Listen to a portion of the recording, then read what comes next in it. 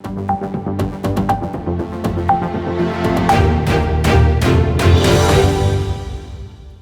everyone, my name is Navneet Anand from aajKal Local and Global. Here in Sydney, we will be talking to the girl from Mumbai, Melissa Monteiro. Melissa ji, welcome to the show. Thank you for having me. You were born and brought up in Mumbai. How have been the growing up years? The growing up years, I've had a very happy childhood, and I grew up in Baikala in Mumbai, which was a very disadvantaged street that I grew up in. The Mother Teresa's Missionaries of Charity was about 200 meters from where I lived. I lived in this beautiful building and middle class, lots of beautiful families, so it's a very beautiful neighborhood. But there was a lot of disadvantage around me, and I could see that in my growing years.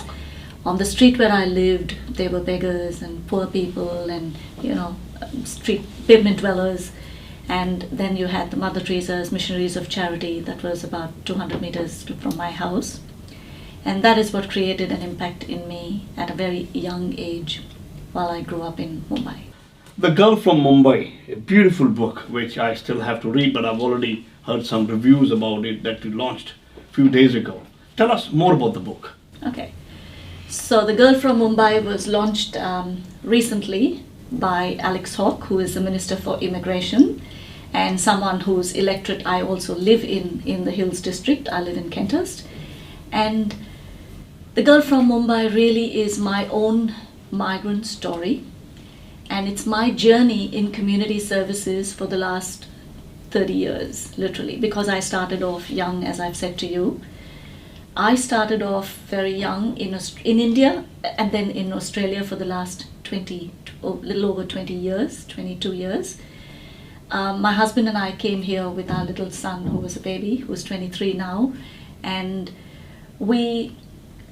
instantly I knew that I would be able to make a difference to the community sector here and to community, because I've always had this passion for people and passion for work with community. Australia was no different to India in the community sector, except in my book I also point out that one of the biggest differences is that in India, government don't fund all of the organizations, NGOs directly. In Australia we've got this very beautiful grants programs that federal and state government fund and local council funds as well.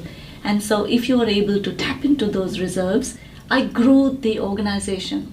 Now, when I joined CMRC, the Community Migration Resource Center, I think you joined in 2000. 2000. Yeah, 2000. Yes. How did you take that call? Okay. So I was unsuccessful in my first month. I had applied to another resource center and I was unsuccessful because obviously somebody who was more experienced with 15 years of experience in this country got it. I was new to the country. My first month that I, was looking out for a job. And I went for the top job only because I knew I could do it. I had the experience from before. I was managing I was a coordinator of an organization as well at the College of Social Work, an environmental program working with women in slum communities and environmental education, etc. So I came to Sydney and I applied. And then I applied for this job. There was a vacancy in those days it was we were called managers, coordinators, right, not CEOs. It was a small organization, not-for-profit, with 7 staff, including myself. Right. This is exactly a little over 20 years ago. And I looked around Parramatta. I looked around Western Sydney, and I could see diversity, I could see growing cultures, and the needs of community is what struck me the most. We became that focal point for any newly arrived migrant to come to us to seek assistance. So help is what we provide, and it's called settlement services. So settlement services can be anything. It's a whole suite of services. Right from when you touch down to the country, you need to find accommodation, you need to find employment, you need to speak the language, you need to communicate, you need to understand the laws in this country.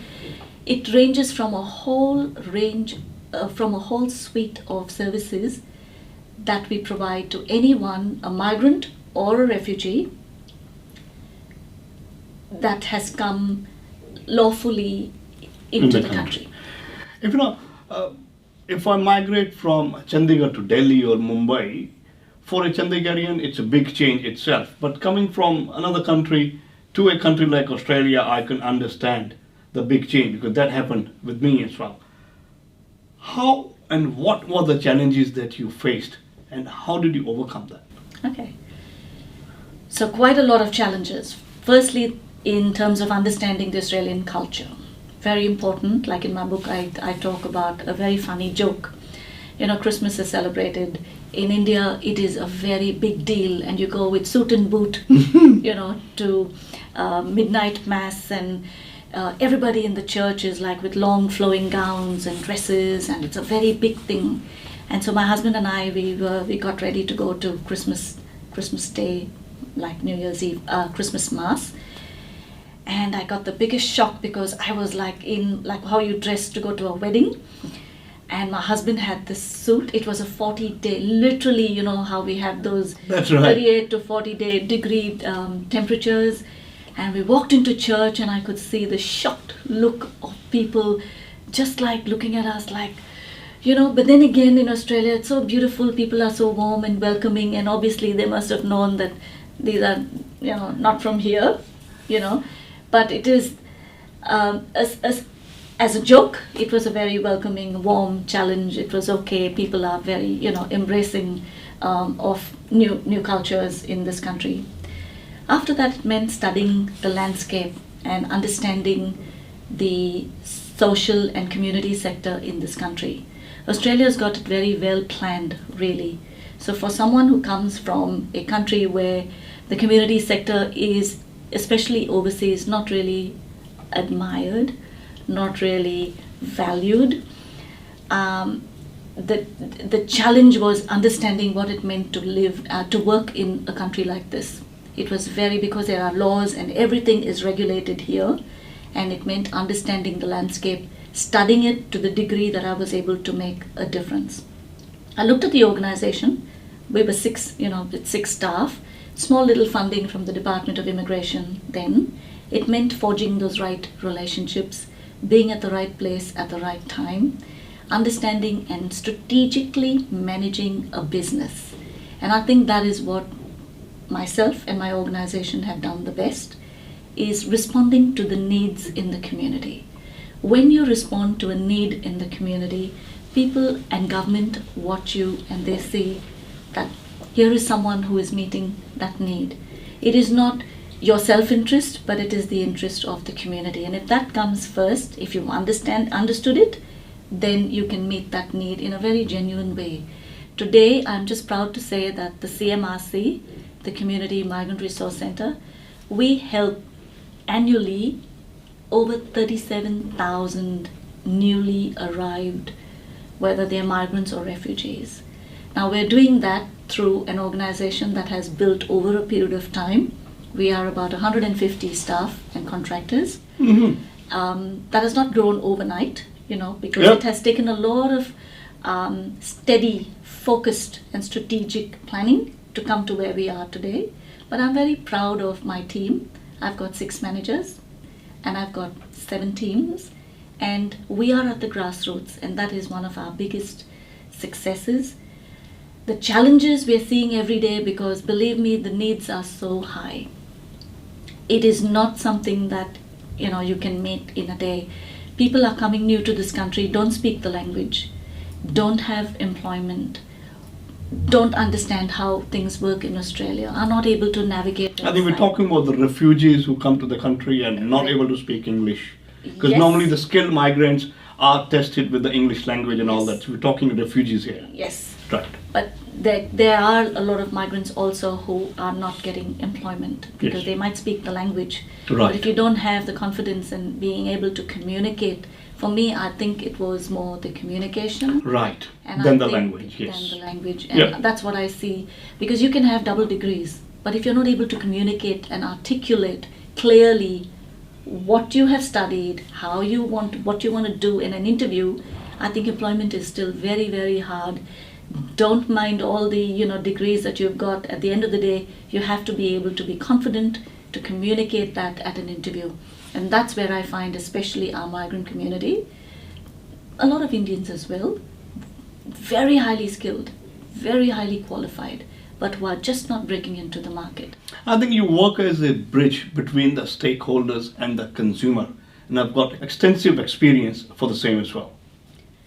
We do, because that's one of the challenges we overcame right at the very start when we started studying the landscape, and I looked around and I thought it's important for us to break through. You have to diversify. Our biggest challenge came when we used to get co-funding from the Department of Immigration then. In those years it was called DEMA. Yep. And Australia-wide, all of the organizations lost their co-funding. So it wasn't my organization alone. Everybody was, lost funding. Yep. And we had to go back to basics. But I had 3 Start years. fresh. Start fresh. Start from the ground all over again. This was in 2007. And that came as a huge challenge because by then the organization had grown also. So it meant having, all these teams. Where are staff going to go? But it was a challenge that we overcame because we diversified. And I thought diversification is the best way to be able to continue your services, but you've got to continue having that income base. You need to have a baseline income. Otherwise, it's very hard to sustain a not-for-profit. I agree. What is the philosophy of life that you live by? Philosophy, as I write in my book as well, it is, to live life to its fullest and to give. I've always adopted that philosophy of giving of your best, giving unconditionally, and giving without wanting in return. Don't look at what's in it for you. When you give unconditionally, it can be seen. And I believe in that law where what you give comes back to you 100-fold, if not more than that. Also, one of the quotes, because I'm, very I was impacted hugely by Mother Teresa herself, and I was very fortunate to meet her as a young girl, because my grandfather used to work with to support the orphanage that she used to run. I am fortunate to have met her, but also to her, one of her quotes that have stayed with me for so many years has always been, it is not what you love, but it's how much you love, and what you do is what makes the difference.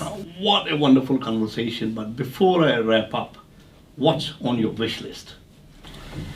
Look, as an organization, my wish list is really to be able to reach out to all quarters, irrespective of where people come from, to all fronts, because we are facing challenges with children, young people, women, especially now, and this is something that I want to share with especially the Indian community, Navneet. Relationships need to be strengthened in our own houses, in our families, with our spouses, with our husbands. Very important to strengthen them, and women play that very big role, and we need to be respected. Right now in Australia, there is what we call a pandemic of violence against women. Recently about the case, and I won't go into details because this is not the platform for it, but I've been very passionate and a champion for women for the last 20 years. Many of the programs that I have run, including the Inspiring Change Women's Conference, every year 400, 500 women used to come together. But my message to all our families is to respect. आज हमने the girl from Mumbai Manisha Monteiro से की बातचीत, और मैं आपका Navneet. Manisha, thank you so much. Thank you for having me. Good luck to you, and this is a great opportunity for so many more people to be enlightened and aware of all the issues that are happening in our community. Thank you for having me. Thank you. One-stop answer to your Australian education and visa matters. GEMCO Sydney. Dream big, achieve big. Fiji Times. Be with the times.